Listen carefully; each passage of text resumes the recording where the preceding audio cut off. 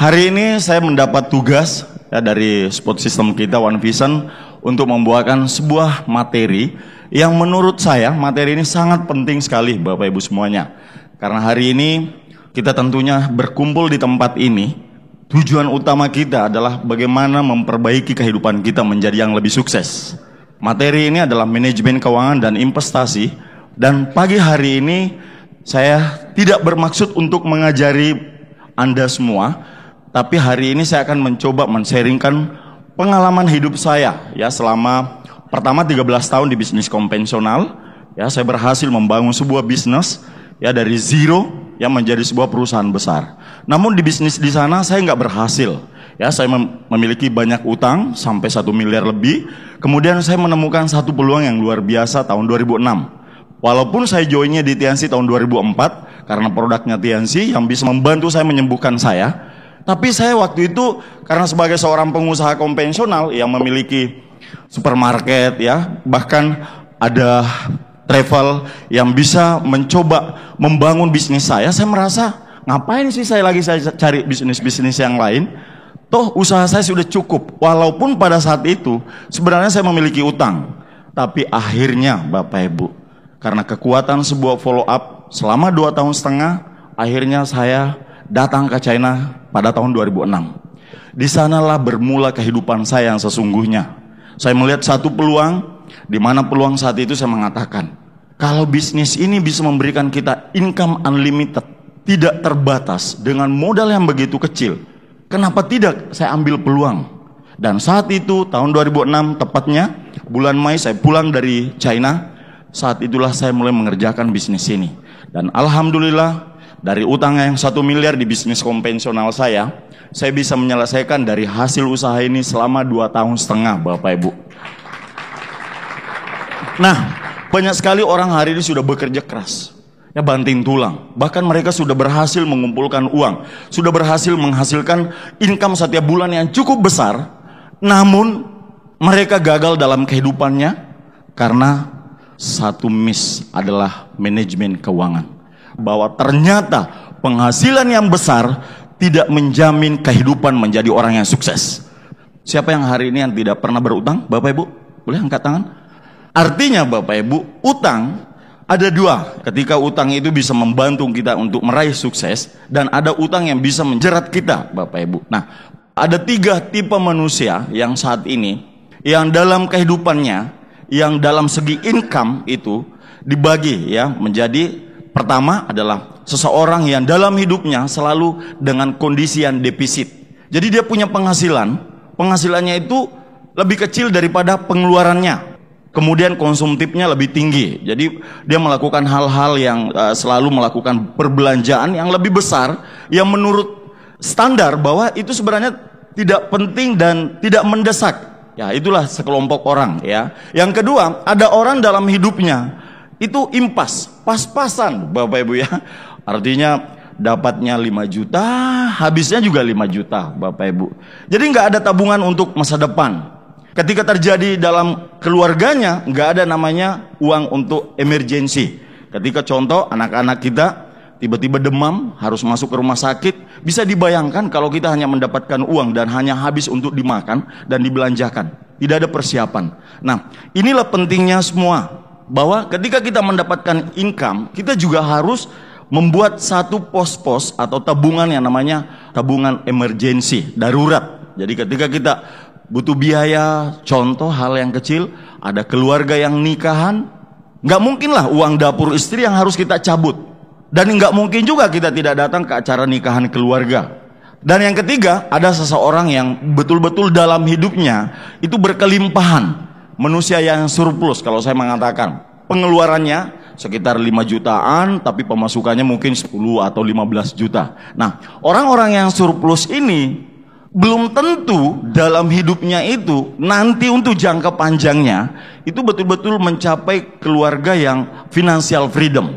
Kalau mereka tidak akan mencoba membangun atau membuat satu manajemen keuangan yang secara baik dan benar.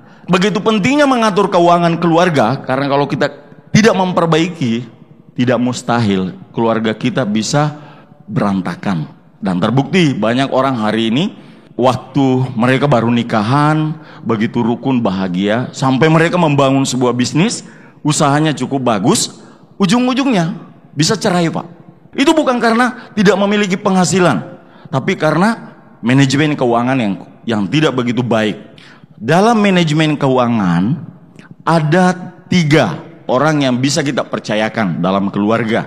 Ya, kalau saya bagi, yang pertama itu adalah biasanya yang bisa kita percayakan adalah suami. Ada orang dalam rumah tangganya, antara istri dengan suami, mungkin yang lebih dominan, yang lebih teliti, mungkin suaminya melankolis, istrinya kan sukanya poya-poya, sanguin. Contoh kayak gitu, sukanya belanja ke mall, pokoknya hari Sabtu Minggu mall, hari Sabtu Minggu mall, pokoknya cabut kartu kredit. Nah, biasanya yang seperti ini serahkan ke untuk yang akan menata atau mengelola manajemen keuangan, untuk mengeluarkan yang mana yang seharusnya kita keluarkan. Yang kedua, biasanya yang melakukan manajemen itu dalam keluarga adalah istri. Kita sebagai suami, Bu, saya mau keluar nih. Anda terpaksa harus Anda dijatah oleh istri. Dan Anda harus disiplin mengelola. Banyak orang seperti ini, Bapak Ibu. Saya melihat ada keluarga saya juga seperti itu. Istrinya yang pegang uang, jadi ketika dia mau keluar, dia kayak orang gajian. Bu, mau keluar dulu, Bu. Jadi nggak keluar kalau nggak dikasih dari istri. Seperti itu. Tapi apa boleh buat, Pak? Apakah hal itu yang menjadi hal yang nggak enak? Menurut saya, itu salah satu pola. Orang mungkin memiliki satu tujuan. Karena orang melakukan hal-hal seperti itu, Bapak Ibu, dia pasti punya tujuan.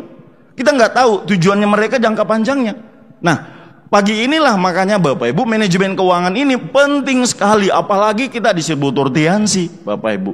Yang kesana kemari keluar, Bapak Ibu tuh, keluar pergi home meeting, keluar pulau, kadang-kadang naik bus, naik kereta api, naik pesawat, Bapak Ibu. Anda tidur di hotel, kadang-kadang begitu Anda naik peringkat, bonus udah mulai naik. Yang tadinya tidur di hotel yang 200.000, wah, sudah cari yang bintang 4, Bapak Ibu. Tidur yang 1 malam 800.000, Bapak Ibu. Yang dulunya bisa dipakai untuk 4 malam jadi 1 malam, Bapak Ibu. Ya kan, artinya itu tidak sadar, Pak. Itu tidak sadar. Karena kenapa? Ya, pengaruh uang ini berbahaya kalau kita tidak mengontrol dengan baik. Kalau kita tidak memiliki satu tujuan atau kesadaran bahwa saya memiliki tujuan jangka panjang. Untuk siapa? Ya, untuk anak istri, Bapak Ibu. Untuk keluarga.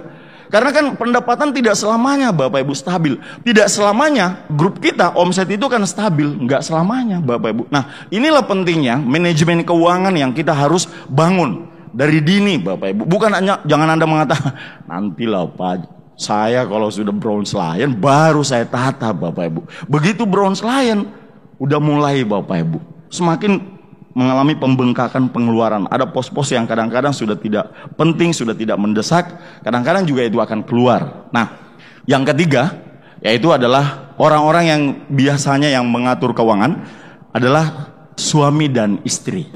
Ya, seperti itu. Kita sepakat, Bapak Ibu, seperti ini. Kalau yang saya lakukan secara pribadi, ini yang saya lakukan, Bapak Ibu. Bukan berarti saya tidak mau, kalau saya mau keluar rumah, terus saya bilang, Bu Haji, mau keluar dulu ini, minta dulu ini. Bukan berarti seperti itu, saya nggak mau. Tapi saya berpikir kayaknya ini yang paling tepat buat saya. Karena saya orangnya sanguin kolerik, Ibu Haji adalah orangnya ada melonya. Jadi sudah sama-sama. Jadi kadang-kadang kan, apalagi saya kan yang lebih banyak keluar. Jadi maksud saya, udah kita akan sama-sama mengatur keuangannya. Jadi kita akan mengatur, istri yang mengatur masalah pengeluaran harian.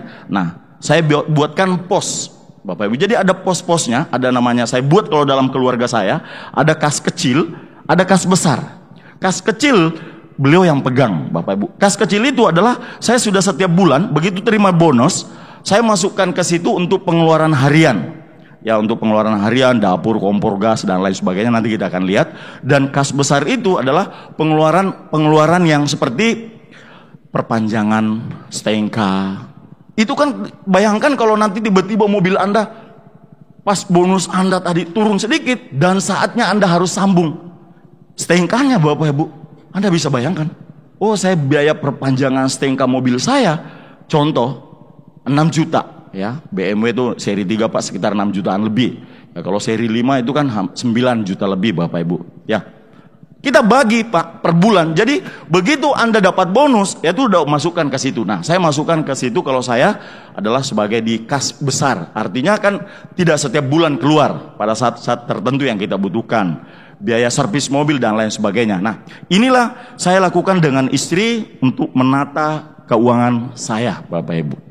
Hal yang perlu dilakukan dalam manajemen keuangan agar pengelolaan keuangan dapat memberikan manfaat sebaik-baiknya. Yang pertama Bapak Ibu adalah menentukan target. Jadi kan kita bukan hanya dalam bisnis ini, kita punya target. Wah, saya kepengen jadi bintang 8, punya bonus 40 juta. Terus ngapain uang 40 juta? Ngapain kira-kira uang 40 juta Pak? Pernah nggak kita memikirkan kadang-kadang seperti itu? Hanya ingin dapatkan penghasilan 40 juta sebulan ketika kita bintang 8. Tapi ngapain? Mau diapain uang itu? Nah, disitulah pentingnya membuat target. Nah, Bapak Ibu, pengalaman saya, ketika saya kan join di TNC punya utang 1 miliar Bapak Ibu. Itu motivasi saya. Saya ingin melunasi utang saya di Bank BNI Nunukan saat itu. Jadi, begitu saya join di TNC, saya sudah berpikir, saya harus punya tabungan setiap bulan untuk melunasi utang saya yang 1 miliar. Karena itu sudah sangat mengganggu rumah tangga saya. Karena sudah sering Ibu Haji mengatakan, sudah Pak, pulangkan saja saya dulu ke orang tua saya. Itu kan lagunya Betara Sonata Bapak Ibu. Saya merasa terganggu sekali kalau sering-sering dia ngomong, daripada saya begini hidup tidak karuan, udahlah pulangin saya dulu lah Pak ke orang tua saya. Saya bilang udah, berikan saya waktu. Jadi begitu saya memutuskan untuk serius menjalankan TNC tahun 2006, saya sudah menentukan target saya bahwa saya harus fokus dengan TNC. Ketika saya mendapatkan income, saya harus menabung penghasilan saya untuk melunasi utang saya. Dan target saya waktu itu adalah 3 tahun Bapak Ibu. Waktu itu bisnis saya masih jalan, cuman Ibu Haji yang kelola. Saya nggak pernah mengambil uang dari usaha konvensional saya. Saya bagaimana caranya untuk saya jalankan TNC sejak saya berbintang 6 waktu itu sampai saya bintang 7, itu semuanya dari bonus TNC. Bapak Ibu, saya membangun sampai ke Malaysia, saya sampai membangun beberapa pulau yang biayanya cukup besar. Saya tidak pernah mengambil uang dari toko. Kan waktu itu Ibu Haji yang pegang keuangannya supermarket. Jadi dia tidak pernah ngasih saya uang. Jadi saya bisa jalan ke sana kemari membangun bisnis TNC itu dari bonus saya sendiri, Bapak Ibu. Itu dari bonus saya sendiri. Begitu saya bintang 8 tahun 2008 bulan Mei, saya break bintang 8. Saya ingat sekali waktu itu Bapak Ibu, semua penghasilan saya dari TNC hanya saya sisipkan itu langsung untuk tabungan. Langsung saya tabung. Nah waktu itu ternyata berapa bulan terus bertambah, udah mulai kelihatan Pak tabungannya.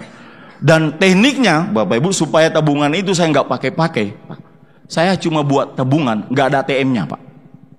Saya tidak buat ATM-nya Bapak Ibu. Jadi orang bank nawarin, Pak, sekalian dibuatkan ATM-nya. Jangan. Loh kenapa Pak?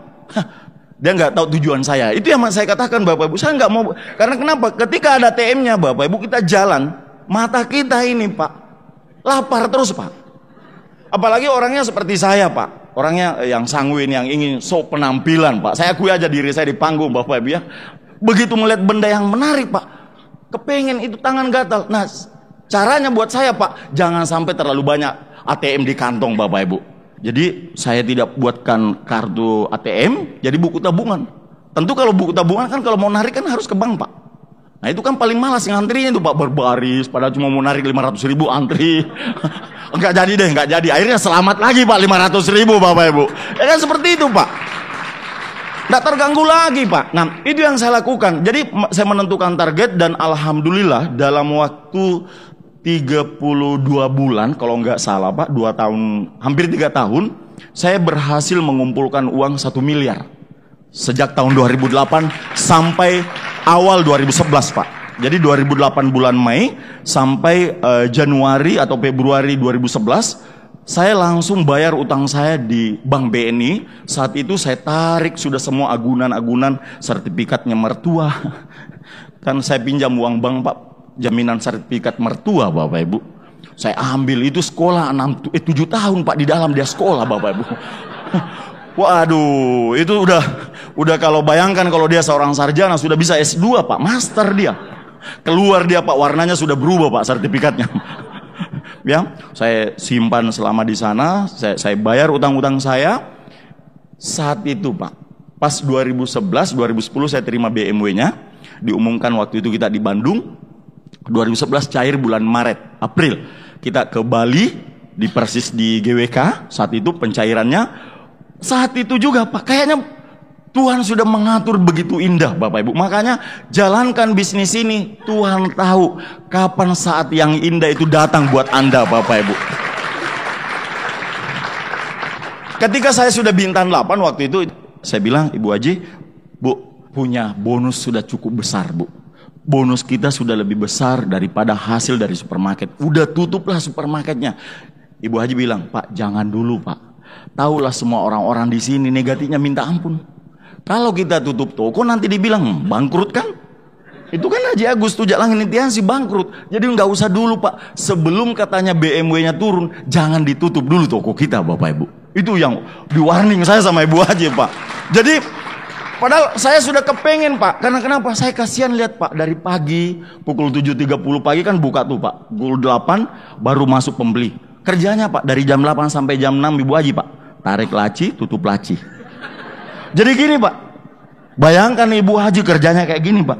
Kalau ada yang rekam itu kasihan banget dia Pak. Udahlah, tutuplah tokonya Bu. Kita menikmati hidup. Pak jangan. Saya yang beban di sini. Saya di kasir kadang-kadang ditanya, mana Pak Haji? Biasa Pak, jalan itu dengan bisnisnya. Apa juga untungnya itu? Itu bukan orang lain yang ngomong Pak, keluarga.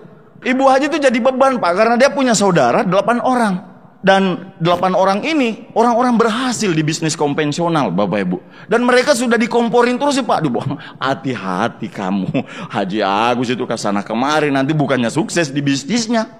Dan saat itu, karena kepingin saya membuat Ibu Haji ini kemana-mana dia ikut dengan saya, tapi dia beban. Jangan Pak, nanti orang katanya betul kan Pak Haji bangkrut kan gara-gara jalan intiansi. Udah saya mengalah. Udah enggak, kalau begitu enggak usah tutup. Begitu bulan Maret Pak turun BMW-nya. Bulan Februari kan saya ke Bank BNI Nunukan bayar utang saya Pak. Begitu BMW-nya juga sampai di Sebatik Bapak Ibu. Saya langsung ke masjid pengumuman. Beneran Pak. Saya minta dengan panitia masjid bahwa toko Sumber Delta Mas, saya punya supermarket Pak, melakukan jualan sambil sedekah. Harga diskon besar-besaran 50% mulai besok jam 8 sampai jam 6 sore Pak. Oh Pak. Saya mau menghabiskan barang-barang yang ada dalam supermarket. Kami hitung data-data barang masuk dalam sistem komputer itu Bapak Ibu. Itu hampir 500 juta stok barang yang masih ada. Pikiran saya 3 hari Pak baru bisa habis ini. Tapi Pak, begitu besoknya belum jam 8 Pak, baru setengah 8 sudah antri mobil Pak. Saya bilang kok banyak mobil. Ternyata saya punya pesaing-pesaing yang toko-toko pada datang Pak ngantri.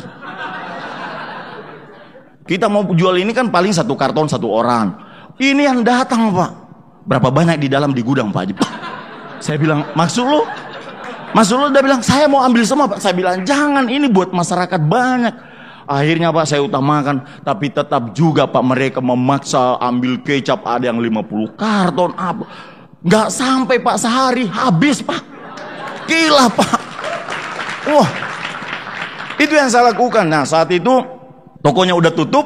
Saya langsung ngomong dengan Ibu Haji, Bu, inilah jawaban dari doa-doamu dulu. Kau kan pasti sudah tidak mau pulang kan sekarang? Dipulangkan? Ya, aman lah saya sudah Pak. Jangan dipulangkan, saya sudah tuh. Akhirnya saat itu Bapak Ibu, mulai 2011, saat itu saya fight Bapak Ibu. Saya semakin fight karena saya semakin semangat karena sudah didampingi sama permaisuri di sebelah Pak. Wah. Sudah kemana-mana Pak berjuang. Kebetulan anak saya kan udah gede Pak. Pertama umurnya udah 17-an ya waktu itu, yang laki-laki. Yang satunya masih sekitar 14 waktu itu Pak. Dia sudah di SMP, yang satunya sudah di SMA ya. Waktu itu saya kirim jadi pesantren Pak di Jawa Barat. Saat itu Bapak Ibu, anak saya kan sudah besar. Jadi saya jalan sama Ibu Haji Pak. Saat itulah Bapak Ibu saya dapatkan sebuah momentum baru. Semangat baru Pak. Akhirnya 2011 saya dapatkan lagi yacht pengumumannya kemarin waktu itu di Jakarta Bapak Ibu. Karena utang sudah lunas, begitu saya dapat yacht Pak, apa yang saya lakukan Bapak Ibu? Jadi karena saya memiliki pos-pos, jadi uang-uang dari Tiansi kan sudah tidak ada utang lagi nih Pak. Jadi uang yacht dengan bonus-bonus dari Tiansi saya kumpulin Bapak Ibu, saya beli rumah di Makassar. Di Bukit Baruga Pak. Bertetangga dengan Pak Hasibuan sekarang Bapak Ibu ya. Saya beli di sana dari harga yacht dengan tambah beberapa bonus saya waktu itu Bapak Ibu. Ini. Jadi memang betul-betul saya kelola ya. Dan selanjutnya dapat plan dan villa Bapak Ibu ya. Nanti sebentar akan saya tunjukin bahwa saya punya target-target. Ketika saya sudah membeli rumah di Makassar, anak-anak saya pindahin. Nah, saat itulah Bapak Ibu saya punya lagi target bahwa saya sesuai dengan dalam buku Cash Flow Quadrant ya, mengatakan bahwa orang-orang yang memiliki kehidupan yang nantinya sukses adalah ketika mereka memiliki sebuah investasi yang atau aset produktif Bapak Ibu. Aset produktif artinya aset yang akan memberikan penghasilan kepada kita tanpa kita kerjakan Bapak Ibu. Nah, saat itu saya membaca terus dan saya mengerti bahwa kalau seperti ini saya harus belajar berinvestasi. Ya, mulailah saat itu Bapak Ibu saya menginvestasikan beberapa uang saya, membeli tanah, bahkan ada tanah saya beli tahun 2012 akhir itu hampir 400 juta. Sekarang itu beberapa bulan yang lalu ada orang yang minta Pak, bukan saya tawari, ada orang yang minta itu 1,5 M, padahal harganya belum sampai 400 juta Bapak Ibu. Itu dalam waktu cuma 4 tahun. Dalam waktu cuma 4 tahun Bapak Ibu. Nah ini yang kedua, ketika kita punya target, kita juga membuat catatan keuangan sudah. Nah, catatan keuangan ini dalam rumah tangga sudah Bapak Ibu, dalam rumah tangga saya. Nah, berikut ini Bapak Ibu saya akan menunjukin kepada Anda bahwa apa yang saya lakukan selama ini yang kehidupan saya 2 tahun belakangan ini Pak ya. Ini hampir 2 tahun belakangan ini. Yang dulunya belum seperti ini. Waktu saya masih baru bintang 8, bronze lion belum. Ketika saya sudah silver lion, ya ini sudah seperti kurang lebih seperti ini Bapak Bu. Nah, ini biaya saya, pengeluaran ya seperti pertama adalah asuransi jiwa. Ini penting sekali Bapak Ibu. Saya bukan adalah seorang agen asuransi, tapi saya ingin mengatakan kepada Anda Pak, kita ini orangnya mobilenya cukup tinggi sekali Pak. Kita memiliki kartu asuransi Bapak Ibu. Kita nggak usah mikirin Pak, mau 1 minggu tidur di dalam rumah sakit itu kelas PAV Bapak Ibu, atau mau 1 bulan, kan kita sudah dijamin oleh asuransi kita Bapak Ibu. Itu adalah salah satu bukti untuk menghargai diri Bapak Ibu. Kita harus mengasuransikan diri kita. Saya sangat disiplin dengan ini Bapak Ibu. Dan sudah terbukti, kemarin saya berangkat dengan ibu haji, tiba-tiba anak saya Pak sakit.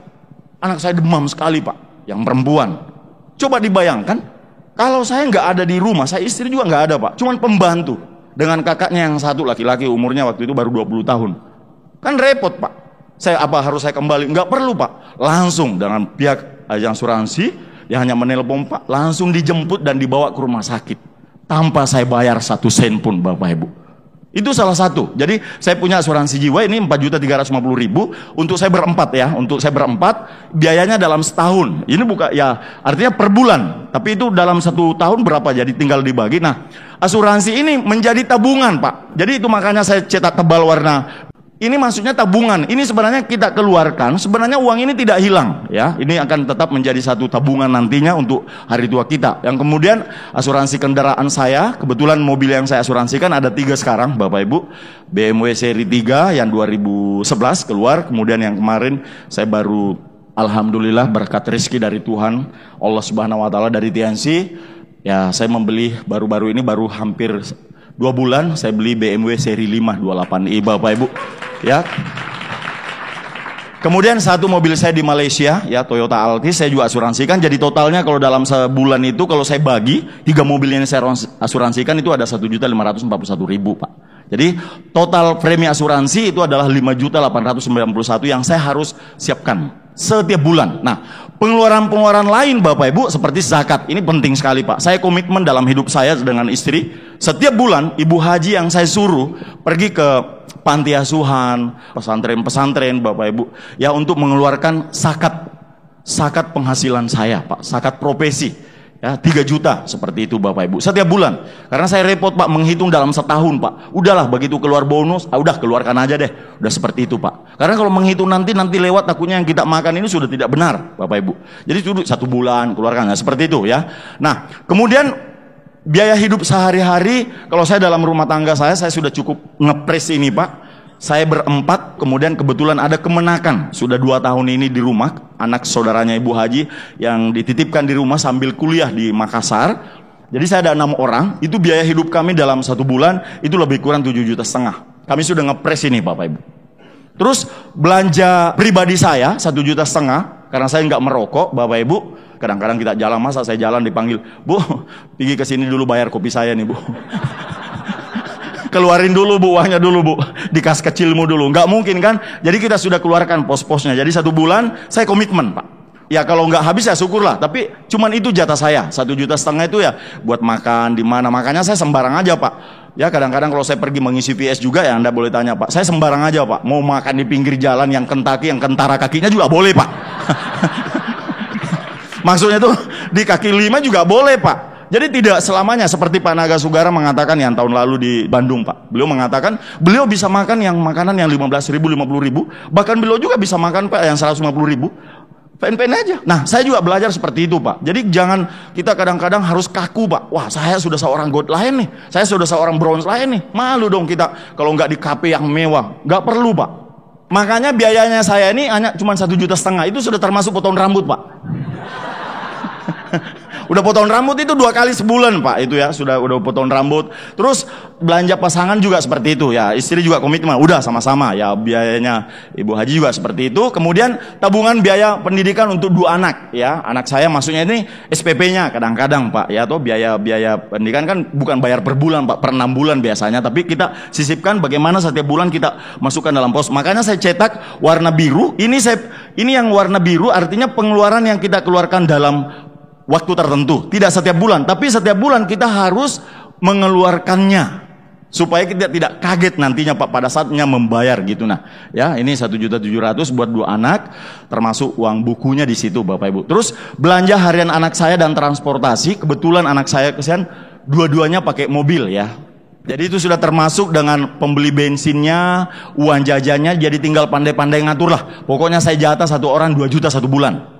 Kemudian pembayaran telepon, wifi dengan siaran TV berlangganan 1,6 juta, biaya listrik dan air termasuk perawatan kolam renang karena kebetulan ada kolam renang. Sebenarnya saya sudah ngepres cuma 2,1 juta Bapak Ibu. Transportasi dan BBM untuk saya sendiri ya itu sekitar 3,5 juta. Servis mobil itu tidak tiap bulan, betul ada 3 mobil tapi kan tidak bersamaan setiap bulan itu. Belum tentu, apalagi jarang juga kita keluar seperti itu Bapak Ibu. Kebanyakan kita banyak keluar kota, kalau saya seperti luar pulau Bapak Ibu ya. Nah makanya biaya servisnya hanya 2,250 juta. Kemudian pajak tahunan kendaraan STNK untuk 5 mobil Bapak Ibu. Kan tadi 3 yang saya asuransikan, yang 2 saya nggak asuransikan Pak, yang 3 saya asuransikan. Tapi kan pajak STNK dan kendaraan ini ada 5 mobil, inilah nilainya Pak 1.875.000 per bulan. Jadi saya kalau dikali dalam setahun saya mengeluarkan pajak kendaraan mobil saya itu sekitar 22 juta Pak untuk 5 mobil Bapak Ibu setahun. Gaji pembantu cuma 1.750.000, terus busana dan aksesori. Ini maksudnya untuk baju Pak. Jadi nggak setiap bulan. Jadi kami komitmen dengan keluarga, anak-anak saya itu rata-rata 3 bulan, 4 bulan baru pergi kami ke mall belanja.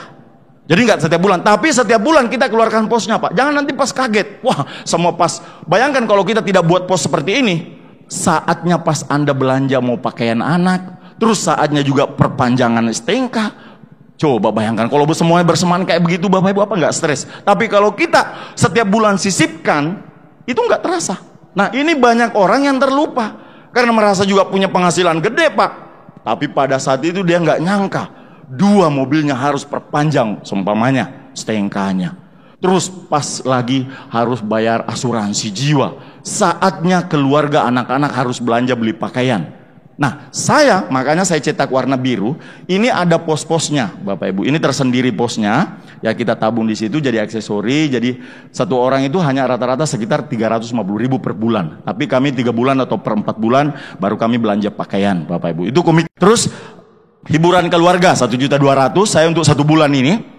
1.200.000 ini maksudnya kadang-kadang dalam 1 bulan kami harus 3 kali atau 4 kali paling banyak Pak dalam 1 bulan itu kami keluar pergi dengan anak-anak, pergi makan seperti itu, atau sekalian nonton pas lagi hotnya film yang kemarin. Kita nonton pas ada film-film baru ya kumpul dengan anak-anak Pak nonton seperti itu. Jadi kita buatkan seperti itu. Karena kalau kita juga tidak akan membuat seperti itu Bapak Ibu, berarti masa kita cuma kerja. Kapan hiburannya Pak?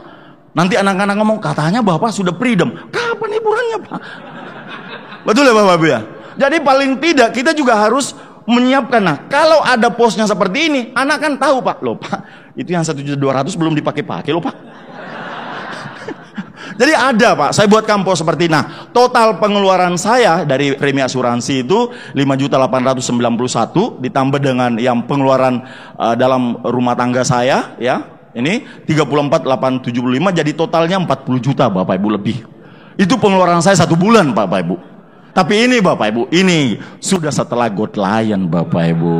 Ya.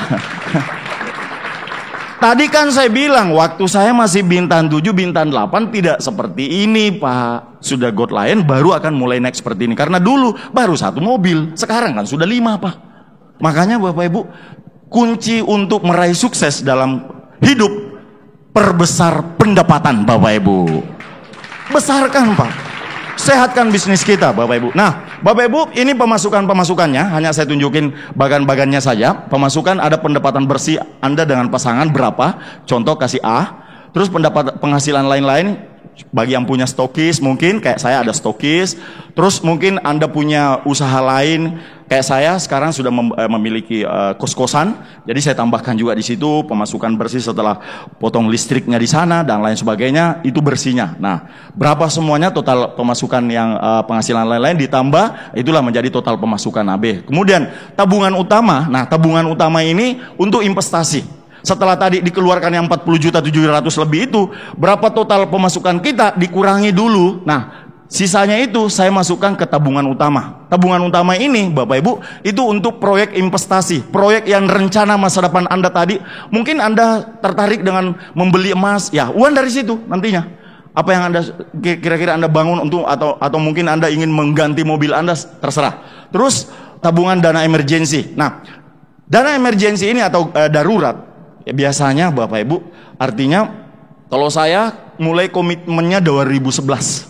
Setelah saya sudah lunas utang dari Bank BNI, saya sudah datang BMW-nya, saya juga udah bronze line saat itu.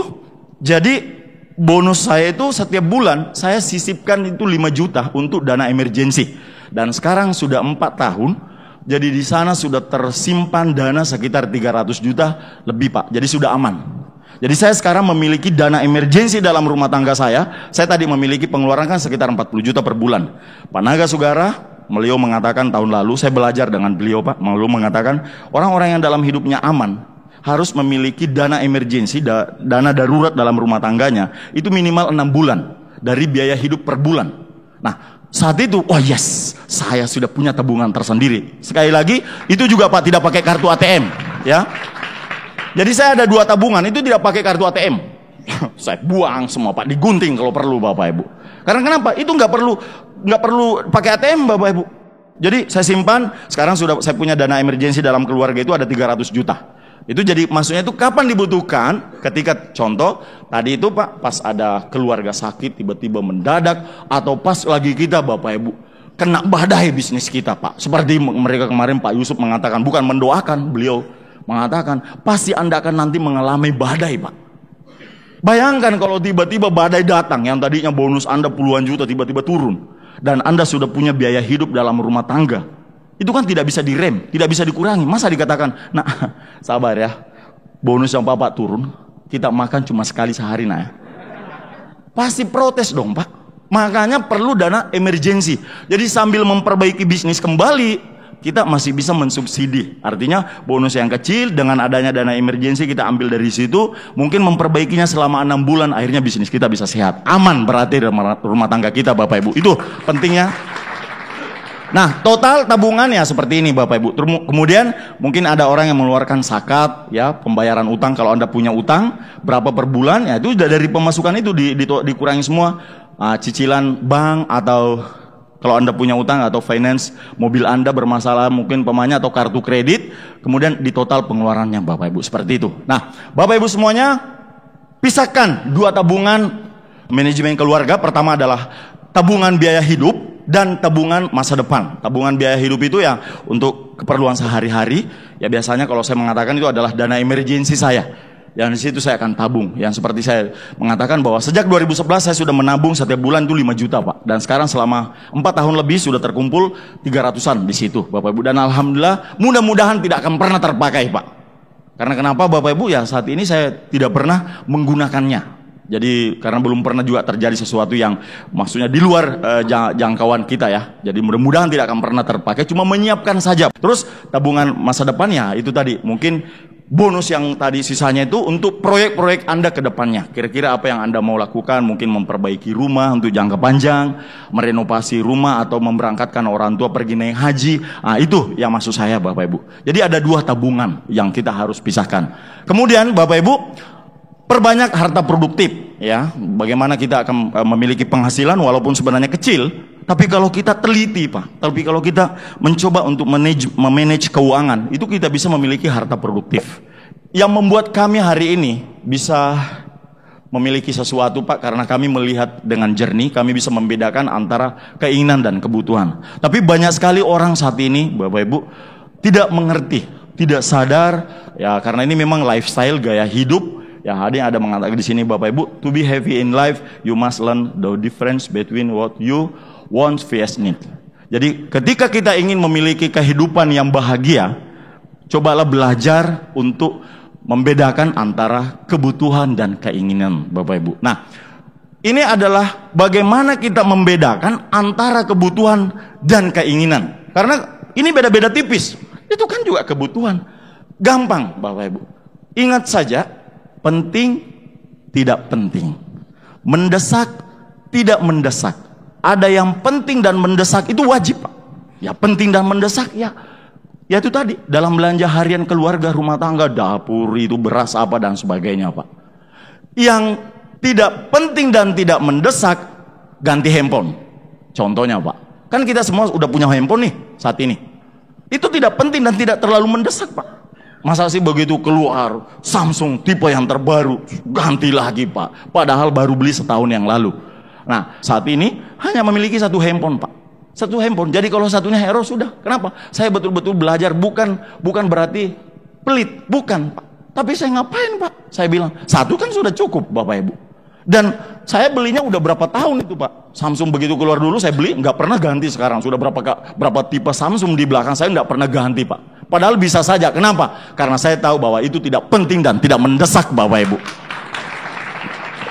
Ya, sikap yang perlu dihindari agar dapat membedakan antara kebutuhan dan keinginan sehingga dapat mengelola keuangan dengan sebaik-baiknya. Pertama Bapak Ibu, belajarlah jangan boros. Tangan itu diikat Pak.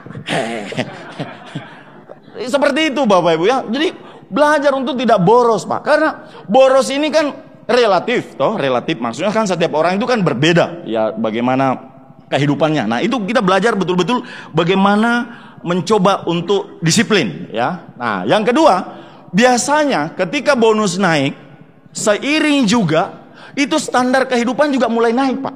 Wah, waktu bonusnya 5 juta Bapak Ibu. Cukup. Wah, karena mereka masih makan di kaki 5 toh. Bis begitu bonus naik Pak. Puluhan juta, 20 juta, 30 juta.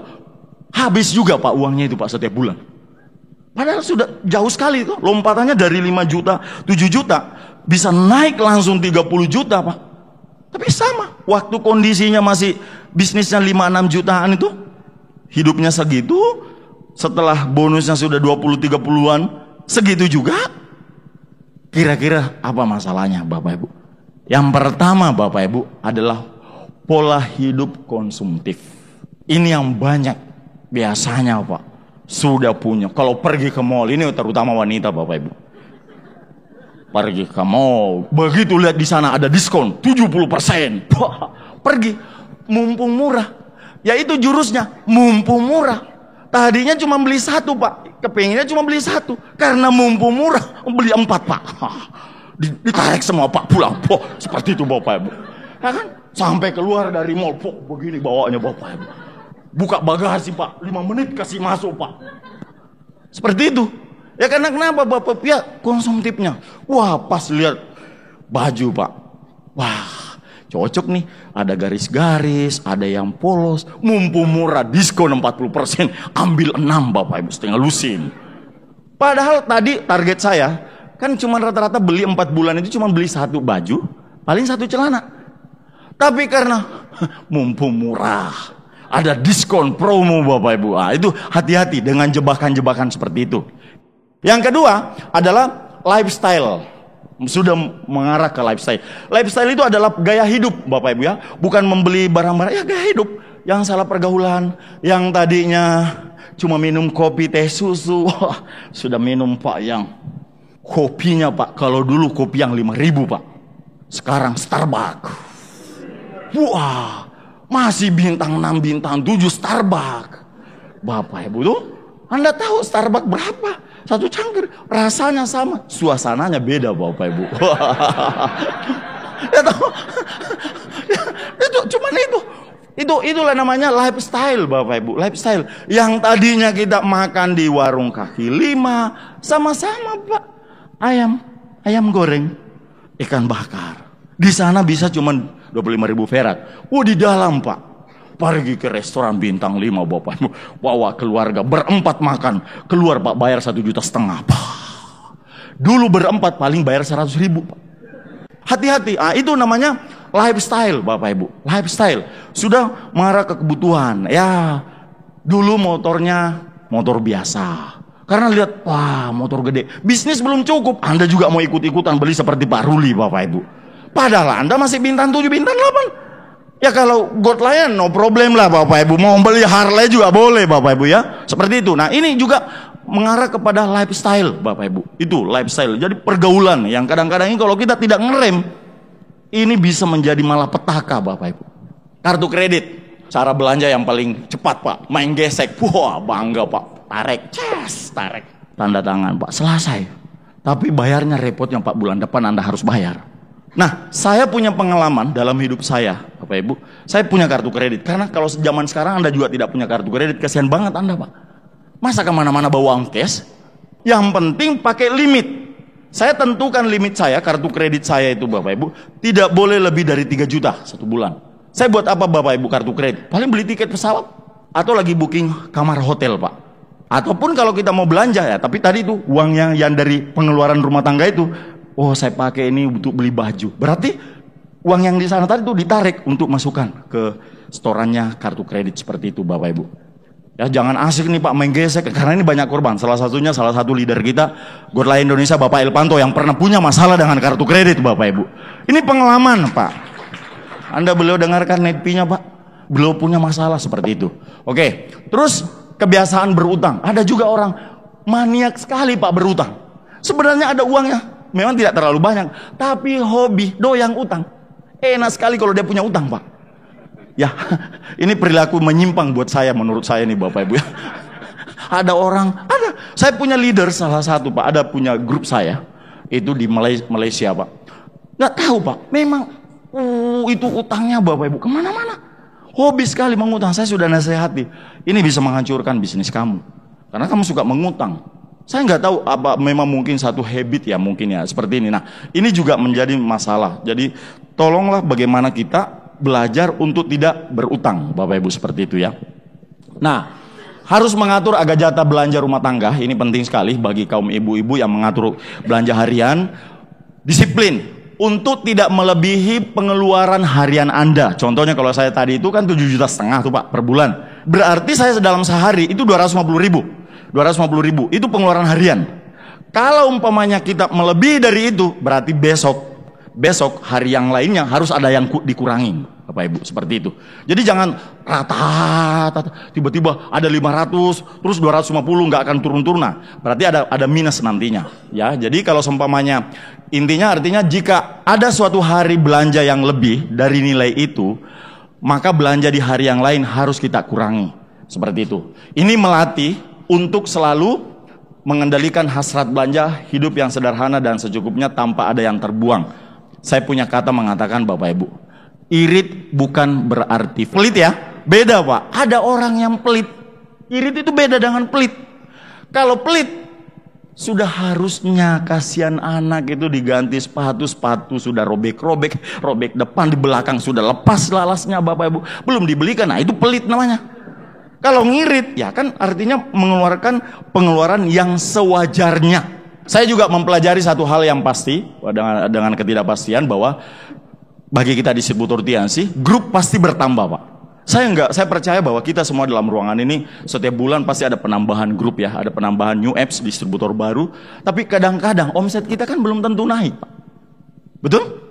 Nah, inilah mungkin kita akan mencoba membuka paradigma kita bahwa bagaimana belajar menata sedikit kelebihan penghasilan agar bisa mendapatkan kebebasan finansial di hari esok. Jadi kalau umpamanya kita sudah mendapat pas lagi bonusnya turun, tapi kan masih ada kelebihan itu. Tetap Anda disiplin untuk menabung uang Anda yang kelebihannya yang sedikit itu. Karena kita memiliki tujuan finansial untuk hari esok. Nah, dari Robert Kiyosaki mengatakan bahwa yang penting bukan besarnya penghasilan kita, tapi berapa banyak yang kita tabung atau investasikan untuk memperbesar aset produktif, Bapak Ibu. Nah, ini hal menarik sekali. Sekarang, bagaimana memahami kunci membangun aset produktif, Bapak Ibu?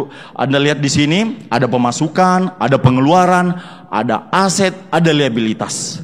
Ya kalau pemasukan ya kita kan sudah tahu semua, Bapak Ibu ya. Segala penghasilan yang kita dapatkan dalam satu bulan itu adalah pemasukan. Dan segala yang kita keluarkan dalam hidup kita selama satu bulan, dalam setiap hari itu dalam satu bulan, itu adalah pengeluaran. Nah, kalau liabilitas adalah barang-barang yang kadang-kadang tidak produktif. Ya contoh Bapak Ibu ya, kita membeli kendaraan, mobil, itu liabilitas. Karena kenapa? Itu tidak menghasilkan, Pak. Bahkan bisa lagi inflasi, harganya turun. Nggak ada orang yang beli mobil hari ini, Pak, besok mau dijual harganya naik. Saya juga mau beli kalau sudah seperti itu, Pak. Hari ini kita bayar ke dealer, minggu depan Anda nggak suka warnanya, contoh, aduh salah beli gue, kenapa warna putih, kepengennya warna pink, bawahnya, gitu tuh. Terus Anda mau carikan, pasti harganya sudah turun, Bapak Ibu. Termasuk rumah. Rumah juga liabilitas kalau kita tidak sewakan, kalau kita tidak kontrakan. Karena kenapa? Itu tidak menghasilkan uang, Bapak Ibu. Kita cuma tinggal di dalam. Dan kemudian aset, ya kalau aset otomatis yang akan memberikan income tambahan, atau artinya itu memberikan satu hasil. Nah ini yang pertama adalah arus kas kebanyakan orang. Masuknya 5 juta, belanjanya 5 juta, Bapak Ibu. Habis semua di situ, Bapak Ibu. Yang kedua, ada orang yang punya pemasukan lumayan besar, tapi Bapak Ibu karena manajemen keuangannya mungkin nggak ngerti atau bagaimana, menuju ke liabilitas. Dia arahnya ke liabilitas, Bapak Ibu. Bukannya ingin menjadi kaya. Karena ingat ya Bapak Ibu ya, ada dua orang. Ada orang yang terlihat kaya atau yang benar-benar kaya. Pilih yang mana? Benar-benar kaya. Biasanya kalau orang fokusnya ke liabilitas, itu cuma terlihat kaya, Pak. Bukan akan menjadi kaya. Nah, ini penting sekali. Ini arus kas orang kelas menengah. Biasanya seperti itu, yang punya penghasilan di atas 5-10 jutaan. Itu biasanya ke sana, arah ke liabilitas. Bonusnya datang, Bapak Ibu. Sudah punya tas lempang sini, Pak. Dulu mereknya ini. Puas. Tiba-tiba datang ke pertemuan. Lihat lagi satu leader beli, Pak. Besok ke sana lagi, Pak. Cari beli lagi, Pak. Nah, hati-hati, Pak. Yang satunya sepatunya ganti lagi sepatu, Pak. Nah ini juga berbahaya sekali. Yang ketiga adalah orang yang memiliki arus kas yang hebat sekali, Bapak Ibu. Jadi makanya di dalam buku Cash Flow Quadrant mengatakan orang kaya itu akan semakin kaya. Karena ketika dia mendapatkan pemasukan, tetap ada pengeluaran dalam rumah tangga. Dia sudah manajemen berapa besar pengeluarannya. Contoh kayak saya tadi sekitar 40 juta itu sudah dikunci. Saya sudah kunci itu, Pak. Nggak boleh naik, udah kita kunci. Nah, kelebihannya dari pemasukan kita itu kita bangunkan ke aset, ke investasi, Bapak Ibu. Nah, kenapa? Karena begitu aset ini kita bangun begitu besar, Pak, itu akan memberikan hasil. Makanya pemasukan masuk, lari lagi ke investasi. Investasi ini juga memberikan hasil. Jadi semakin lama, Bapak Ibu, itu penghasilan Anda akan semakin besar, Bapak Ibu. Ya akan semakin besar, ya. Seperti itu. Nah, bagaimana berinvestasi agar mendatangkan aset produktif? Karena banyak juga orang saat ini belajar berinvestasi. Salah, Pak. Salah, karena ada beberapa faktor yang harus kita perhatikan ketika kita ingin mencoba berinvestasi. Jadi tidak hanya sekedar investasi. Nah, berikut ini saya akan memperlihatkan dulu jenis-jenis investasi. Yang pertama adalah mata uang. Jadi contohnya Anda beli dolar atau Anda beli euro dan lain sebagainya. Tapi ini beresiko. Bisnis investasi yang paling beresiko adalah mata uang, Bapak Ibu. Kenapa? Karena nilainya tidak stabil. Dia fluktuasinya, Pak. Tiba-tiba turun, tiba-tiba naik. Naiknya juga tidak seberapa, Pak, tapi jatuhnya. Biasanya orang yang melakukan ini yang punya banyak waktu, yang kerjanya nungguin, Pak, di internet. Ya, kalau kita kan asik, Pak, kalsium, sim. Kalau dia, Pak, buka. Wah, begitu dia cocok, telepon, lepas dolar saya. Nah, itu orang-orang yang punya banyak waktu. Tapi itu jarang orang melakukan. Yang kedua adalah tabungan. Nah, tabungan ini bagus, salah satu investasi. Cuma penambahannya atau bunganya itu kecil sekali. Deposito juga seperti itu. Ya bunganya cuman aman. Jadi ketika kita butuhkan uang tersebut, bisa kita tarik seketika. Itu kelebihannya. Tapi bunganya kecil sekali. Yang keempat adalah obligasi. Nah, obligasi itu adalah surat utang yang diterbitkan oleh negara atau pemerintah. Tujuannya membiayai proyek-proyek atau perusahaan-perusahaan pemerintah. Jadi kalau kita membeli surat utang tersebut, itu juga bagus sekali, Bapak Ibu. Jadi suatu saat, pada saat kita bisa menjual ke orang lain, bisa. Umpamanya kita belikan surat utang itu umpamanya 500 juta, Anda bisa menjual umpamanya 600 juta. Kan itu surat utang berharga, Pak, sertifikat yang diterbitkan oleh negara. Ini bukan perusahaan yang membuat, Pak, tapi pemerintah negara, dan itu ada nilainya, Bapak Ibu ya. Nah, itu nilainya bisa akan naik. Anda bisa menjual lebih. Nah, itu ada namanya capital gain-nya. Jadi keuntungannya, selisih keuntungan itu kita bisa mendapatkan keuntungan dari situ. Obligasi. Nah, kemudian kalau saham, ya itu adalah kepemilikan. Seperti kalau kita memiliki saham, berarti sama dengan kita pemilik perusahaan. Contohnya kita, ini sahamnya Indomaret umpamanya, Anda beli sahamnya, Bapak Ibu. Berarti kan kita juga adalah sebagian pemilik. Jadi ada keuntungan, kita juga akan mendapatkan di situ. Terus emas. Nah, kalau Pak Naga Sugara kemarin banyak membahas emas. Karena kenapa, Bapak Ibu? Bayangkan harga emas zaman-zaman dulu itu kan kecil sekali sampai naik, Pak. Dan ini yang paling banyak orang melakukan biasanya emas. Yang pertama adalah aman, di tempat terjadi kebakaran juga biasanya masih aman. Apalagi kan bisa dititip dengan bank ya. Kalau ada satu bank penitipan, itu paling aman juga, Bapak Ibu, adalah emas. Senang menjualnya, kapan waktu Anda butuhkan bisa. Terus adalah barang-barang koleksi. Nah, ini juga adalah bagian dari investasi.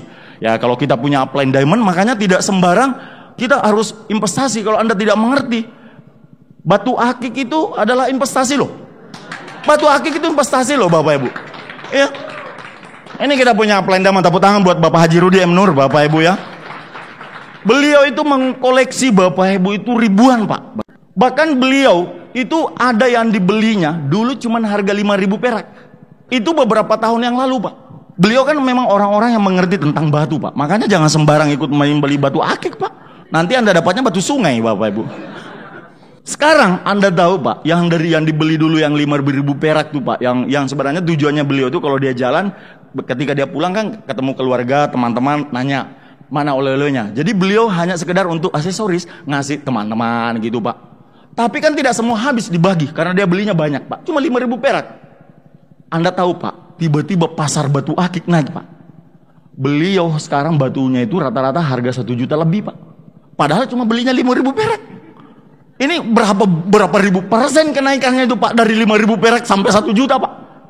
Berapa coba bayangkan, Bapak Ibu ya. Ini upline kita. Nah, itu salah satu contoh. Jadi barang-barang koleksi itu juga sebenarnya investasi. Yang makanya kalau kita beli barang-barang yang mahal, jangan yang KW, Bapak Ibu. Anda beli Louis Vuitton yang KW-nya. Ini siapa yang mau beli lagi, Pak?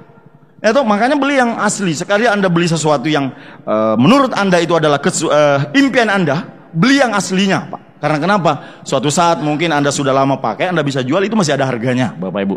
Terus tanah dan properti. Nah, kalau saya, Bapak Ibu, ya karena mungkin saya anak petani, saya lebih banyak tertarik ke tanah dan properti, Bapak Ibu. Ya, karena saya berpikir, apalagi saya di Kota Makassar sekarang tinggal, lagi tahap pembangunan kan di Kota Makassar. Wah, pembangunan di mana-mana, orang berdatangan di Indonesia Timur. Nah, sekarang saya tertarik sekali membangun properti, Bapak Ibu. Nah, cuman ada beberapa hal yang perlu diperhatikan dalam hal memilih properti, tanah dan properti. Yang pertama adalah lokasinya, Pak. Jangan asal membeli tanah aja, Pak. Beli tanah di belakang kuburan, siapa mau beli? Murah, Pak. Ada murah, Pak. Di sana, Pak, tanahnya. Di mana? Sebelah kuburan. Ya, rumah untuk masa depan, Pak. Ya, kan pasti kita akan ke sana, toh. Tapi maksud saya, kita harus memilih lokasinya. Pertama, jalannya strategi, terus mungkin dekat dengan kawasan industri. Jadi apapun yang kita bangun di sana, itu pasti ramai, Pak. Karena kan di sana ada industri, ya, aksesnya cepat, itu yang penting sekali. Yang kemudian surat kepemilikan atau sertifikat hak miliknya, itu juga penting sekali. Jangan asal membeli tanah, Pak. Betul-betul datang ke bagian pertanahan, tunjukin, minta fotokopinya dulu, Pak. Tolong dilihat dulu ini, apa benar ini betul-betul tanah ini adalah suratnya yang asli dan sebagainya, seperti itu. Itu saya banyak belajar juga, Bapak Ibu ya. Nah, terus surat perizinan. Siapa tahu Anda sudah membeli salah satu properti atau apa di situ, ya lihat dulu ada nggak perizinannya. Karena buktinya ada satu kota di Tarakan, Pak. Ada mall itu yang bagus sekali. Itu kan dibangun hotel, Novotel dulu rencananya, Pak. Mallnya di dalam itu dijual per petak-petak. Saya masih ingat waktu itu, Bapak Ibu, itu sekitar 400 juta satu petak. Sekarang, Pak, karena perizinan yang bermasalah, itu tutup, Bapak Ibu. Dan itu sudah berapa tahun itu? Sudah 5 tahun. Sudah selesai dibangun, adalah salah satu grand mall di Tarakan. Itu persis di Simpang 3. Itu kan kasihan banget, Bapak Ibu. Nah, ini juga harus kita waspada dan hati-hati dalam hal properti, Bapak Ibu ya. Nah, kebebasan finansial sebagai keadaan ketika seseorang sudah memiliki penghasilan pasif yang lebih besar daripada pengeluarannya. Itu dalam bukunya Robert Kiyosaki, Rich Dad Poor Dad, Bapak Ibu ya. Itu menarik sekali. Nah, makanya saat ini saya tertarik membangun kos-kosan dengan homestay. Sekarang sudah berjalan proyek saya, sudah selesai beberapa kamar, unit kamar, dan target saya 100 kamar, Bapak Ibu. Itu semuanya saya tidak menggunakan uang bank 1 sen pun, semuanya alhamdulillah dari bonus Tiansi yang saya gabung, Bapak Ibu. Ya. Bonus Tiansi, uang reward dari Tiansi, kebetulan juga punya stokis, seperti itu, Bapak Ibu. Nah, sekarang hasilnya ya, karena sekarang kos-kosan juga sudah beberapa menghasilkan, bahkan ada beberapa perumahan. Saya beli di Makassar pada saat masih digambar, masih petanya ya, belum ada bangunannya, itu biasanya murah. Ini juga pelajaran. Jadi ketika ada satu pembangunan perumahan atau properti dibangun, Anda beli pada saat launching, Bapak Ibu, itu pasti murah. Dan biasanya 6 bulan kemudian itu harganya naik. Dan saya pengalaman di Makassar, saya beli salah satu perumahan di sana, di Bukit Baruga lagi 1. Saat itu setahun lebih yang lalu, itu masih 490 juta, itu tipe 65, kalau nggak salah tipe 65 apa 75. Sekarang Bapak Ibu, saya kaget sebulan kemarin, manajemennya datang ke rumah, dia ngomong, Pak, kalau Bapak mau jual kaplingannya di sana, sekarang sudah habis unitnya, harganya udah 850 juta. Dari 490 sekarang udah 850 juta. Padahal bangunannya, Pak, baru mulai berdiri. Dan saya juga baru bayarnya, belum full, Pak. Karena kenapa? Memang belum selesai bangunannya. Saat itu yang pertama kita hanya blok 20 juta, kemudian yang penting ada pergeseran penambahan 20 juta, kadang-kadang 30 juta masuk setiap bulan. Saya baru masuk uang di dalam di situ, Bapak Ibu, belum ada 200. Lebih banyak saya untung daripada uang saya masuk sudah, Bapak Ibu. Itu namanya capital gain. Itu namanya capital gainnya, artinya ada penambahan harga dari uang nilai kita. Padahal bangunannya belum selesai, saya sudah untung. Jadi 800 saya lagi dapat 2 unit. Beberapa tahun kemudian pasti naik lagi, Bapak Ibu. Pasti naik lagi, dan itu yang saya lakukan sekarang. Makanya alhamdulillah saya bisa membangun beberapa properti, Bapak Ibu ya, dengan homestay seperti itu ya. Jadi saya bersyukur sekali di Tiansi, bukan hanya sekedar bisa berhasil, kita bisa meraih reward di Tiansi, tapi saya banyak belajar ya. Saya ingat sekali Pak Rizky Kanata waktu itu membawakan materi manajemen keuangan di Jogja, kemudian Bapak Naga Sugara juga kemarin di Bandung. Jadi ya beliau bagi saya, Pak, adalah sosok yang tepat. Apalagi saya di backup sama Engkong, Pak. Di backup dalam artian mulai waktu saya masih bintang 7, bintang 8, karena beliau mengenal saya sebagai seorang pengusaha, dia selalu ngomong, Pak Haji Agus, biarpun berapa banyak penghasilan, kalau kau nggak punya investasi nggak ada, tetap akan zero. Dia ngomong. Jadi saya diajarin seperti itu. Apalagi Pak Haji Rudi, setiap dulu saya ke Jakarta Pak, beliau menjemput saya, dibawa ke apartemennya, ke rumahnya, ditunjukin saya. Saya sampai berpikir, luar biasa upline kita Pak. Dia cuma ngajakin saya keliling Pak Rudi. Menurut kan orangnya beda Pak. Melankolis Pak. Dia nggak ngasih saya semangat Pak. Cuma diajak keliling-keliling. Ini Pak Haji punya, saya punya.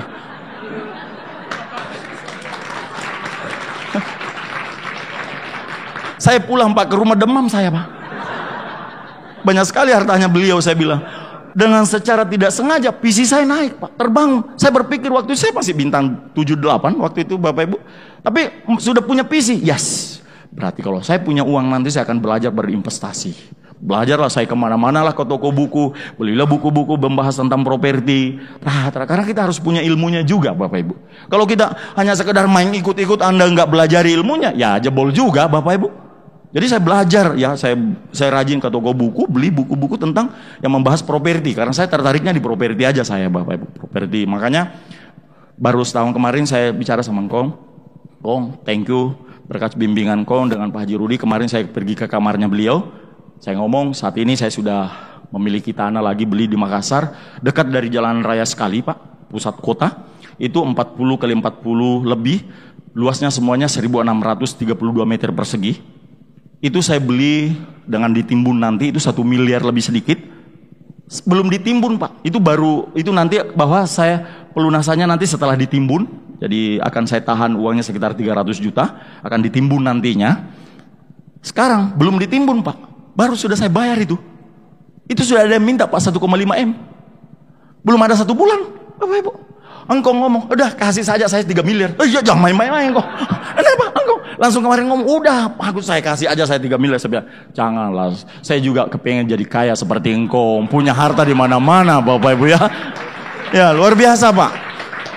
Nah itu menarik sekali. Nah semuanya adalah bagaimana tadi memperincikan pengeluaran dalam rumah tangga Bapak Ibu. Itu konsepnya yang saya lakukan. Nah jadilah jika Anda belum terbiasa membuat perencanaan keuangan, mulailah dari sekarang. Mungkin banyak di antara kita yang saat ini belumlah melakukan seperti itu ya, belum membuat ya, apalagi yang masih muda. Menurut saya muda-muda ini paling Anda beruntung sekali, mulai masih dari muda single, Anda mencoba membuat perencanaannya. Oh begitu Anda nanti Pak jadi bronze lion, silver lion, Anda sudah punya harta Bapak Ibu. Di tabungan depositonya Pak, wes luar biasa. Catatannya Pak, gunting ATM-nya Bapak Ibu. Itu ya. Ingat ya, ketika Anda ingin selamat, gunting ATM-nya Pak. Kalau Anda punya tabungan. Kalau Anda tidak gunting ATM-nya atau Anda punya ATM-nya, yakin saya, tangan ini gatal. Suatu saat mata ini sering lapar, Pak. Semua mau dimakan, semua mau dibeli. Makanya kita harus belajar mencoba disiplin, ya seperti itu. Ingat, irit bukan berarti pelit, ya Bapak Ibu ya. Oke, nah saat ini ya, sebenarnya patut kita pertanyakan, jika Allah sudah memberikan kita rezeki yang sesuai, namun kita masih selalu merasa kekurangan. Kira-kira ada apa Bapak Ibu? Burung itu Tuhan ciptakan, itu sudah punya makanannya Pak. Semuanya bisa hidup, tapi Tuhan tidak pernah melemparkan makanan ke dalam sarangnya. Pasti burungnya akan cari. Sama dengan hari ini, Tuhan sudah menciptakan kita semua. Itu sudah punya rezeki masing-masing Bapak Ibu. Tapi rezeki itu tidak akan pernah Tuhan lemparkan ke kita. Kita harus pergi mencarinya. Kemudian setelah kita mendapatkan rezeki itu Bapak Ibu, sama dengan burung. Dia kadang-kadang dia simpan di sini untuk bekal anaknya Bapak Ibu. Dia bukan telan semua Pak, dia akan simpel di kerongkongannya. Begitu sampai di sarang, dia akan sisipkan untuk memberikan anaknya dan dia juga untuk dirinya Bapak Ibu. Sama, ketika hari ini Anda mendapatkan penghasilan, bagaimana penghasilan itu kita untuk bekalkan bahwa ingat kita punya anak istri di belakang yang perlu punya hidup yang harus berlanjut, karena hidup tidak boleh terhenti. Satu hal ya yang mungkin kita yang belum pernah mencoba untuk mengelolanya dengan baik adalah keuangan kita. Maka kalau saya dengan hari ini Bapak Ibu, saya berkomitmen ya, saya dengan istri kami berkomitmen sekali sampai kapanpun gaya hidup kami tidak melebihi daripada pendapatan kami Bapak Ibu. Itu komitmen saya Pak. Kalau kemarin Bapak Ibu menurut saya sudah pantas Pak. Saya memantaskan diri saya mengendarai mobil BMW seri 5. Makanya saya beli Pak. Itu bukan lifestyle. Karena bagi saya bisnis ini juga perlu kita show Bapak Ibu. Kita punya banyak orang dibawa pasukan-pasukan Pak. Mereka punya impian. Bahkan mungkin mereka punya impian yang lebih besar daripada kita Bapak Ibu. Tapi coba bayangkan kalau kita sebagai upline, ketika kita sudah pantas untuk memiliki sesuatu yang mereka bisa banggakan, tapi kita tidak memiliki itu Bapak Ibu, dia juga bertanya-tanya. Makanya kemarin Bapak Ibu, saya sudah meraih semua reward, saya sudah punya pendapatan di luar daripada TNC juga Bapak Ibu. Saya memantaskan diri saya, oke, saya sudah terima reward, nggak ada alasan lagi Pak. Saya harus membeli mobil yang lebih daripada 1 miliar Bapak Ibu. Jadi seri BMW seperti mobilnya upline Diamond kita, BMW seri 528i Bapak Ibu. Dan kabar baiknya Pak, di Makassar itu adalah mobil saya yang pertama Pak. Seri 528i Pak. Ya, menurut saya adalah itu memantaskan diri Pak. Bukan untuk sebagai lifestyle, tapi itu untuk memberikan spirit kepada jenderal-jenderal kita di bawah, bahwa mereka juga bisa memiliki seperti itu. Ya, artinya yang penting kita bisa mengelola keuangan itu seperti itu Bapak Ibu. Itu penting sekali. Cukupkan diri dengan apa yang di tangan kita saat ini, ya.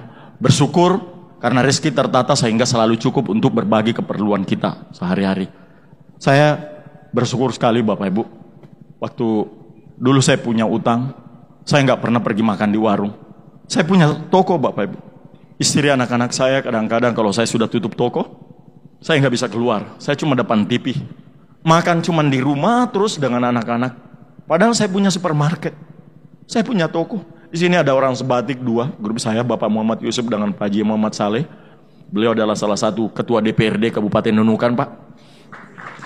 Pernah beliau. Bintang 6 Crown, Bapak Ibu. Dia tahu persis saya, beliau karena saya sama-sama berjuang di sebatik. Beliau terjun di politik. Saya langsung ke bisnis konvensional. Saya sama-sama di IRMA, Ikatan Remaja Masjid. Kami membangun sebuah organisasi di sana. Kami membangun kabupaten itu, Bapak Ibu. Beliau tahu persis saya Pak. Kalau saya sudah tutup toko, saya nggak kemana-mana. Saya betul-betul orang yang disiplin masalah keuangan. Karena saya pikir Bapak Ibu, belum saatnya. Belum saatnya. Saya hanya bersyukur bahwa suatu saat saya juga akan memiliki kehidupan yang indah. Saya juga kepengen anak-anak saya seperti anak-anaknya orang bisa makan di restoran yang bagus, bisa memiliki apa yang mereka inginkan Bapak Ibu. Dan saya buktikan bahwa dari TNC saya bisa membahagiakan anak-anak saya dan istri saya Bapak Ibu. Saya 13 tahun di bisnis konvensional. Dari tahun 95 sampai dengan 2011 saya membangun bisnis konvensional. Saya mencoba disiplin dalam keuangan. Saya nggak pernah ke pergaulan yang salah. Tapi uniknya Pak, saya terjerat utang. 1 miliar itu utang yang begitu luar biasa Pak. Setiap hari saya tidak memiliki sebuah ketenangan dalam hidup saya. Saya cuma kasihan dengan istri yang sudah setiap hari mendampingi saya. Dia stres karena dia selalu menerima telepon. Anak-anak saya juga tidak memiliki seperti apa yang orang lain miliki Pak. Padahal ayahnya seorang pengusaha Pak. Karena saya punya tujuan. Saya pasti punya impian yang lebih besar. Saya ingin memiliki kehidupan yang betul-betul bahagia. Bagaimana saya punya kedepannya rumah tangga saya bisa lebih baik. Makanya saya menata kehidupan saya. Dan saya beruntung join di TNC. Karena di TNC saya bisa menemukannya semuanya Bapak Ibu. Bukan hanya saya bisa belajar bagaimana memiliki pendapatan, tapi saya juga bisa belajar bagaimana memanajemen keuangan. Yang dulu waktu di bisnis konvensional, saya tidak pernah mendapatkan seperti ini Bapak Ibu. Tapi saya bersyukur hari ini, dan itulah saya sampaikan kepada Anda semua, teman-teman semuanya, ketika Anda ingin punya kehidupan yang lebih baik hari ini, untuk menuju kehidupan yang betul-betul Anda bahagia, saatnya lah. Karena kita hari ini berjuang setiap hari. Kita tidak ingin hanya berjuang sia-sia, bekerja keras, banting tulang, bertahun-tahun, bahkan berpuluh-puluh tahun. Tapi ketika kita meninggal, kita tidak meninggalkan apapun dengan keturunan keluarga kita, anak istri kita Bapak Ibu. Karena kenapa? Kita salah. Bukan kita tidak pernah memiliki pendapatan yang besar, tapi kita tidak pernah mengelola keuangan kita dengan baik. Itu yang Bapak Ibu. Selamat kepada Anda semuanya membangun perencanaan keluarga Anda untuk menuju financial freedom dan time freedom Bapak Ibu. Sukses buat Anda. Terima kasih. Be Director.